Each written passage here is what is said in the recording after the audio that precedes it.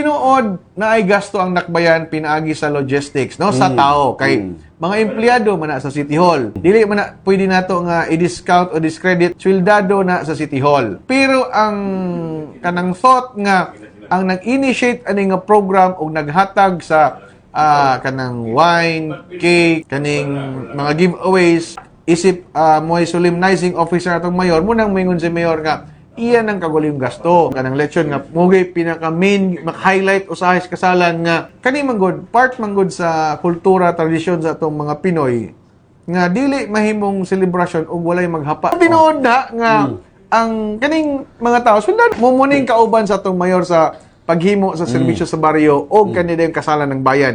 Pero kanang ang gipasabot manggod ni mayor is kanang bugas nga naayang pangalan na ang kuan tungod na kay pati mga sakyanan katong congressman pa siya, even kapitan pa nga naayang pangalan tungod gidonar na silang pamilya. Muna nga naa ang pangalan. Pero og makita ninyo si mayor nga mogamit og red plate, mogamit og kanang kuan sa pribado nga lakaw, kana moy angay batikoson pero wala man na nahitabo atong pagbalik-balik nga pagsunod ni sa Antay-Epalo unya kana pong nanghagit nga siya ra kuno ni mayor is kasalan ng bayan gilimtan kuno ang ubang serbisyo anhi diri City Hall kuha ang data unfair pud na sa department heads nga naning kamot taon especially sa social services, education, so wala niya nakita ang 15,000 kapin scholarship program kanang medical courses na wala nakita ang kana bang effort sa mga department heads kay ang ligasiya ra kuno ni mayor is kasalan ng bayan. Ang kasina mangyapon. Dili ni gugma ni patigbabaw kaniya.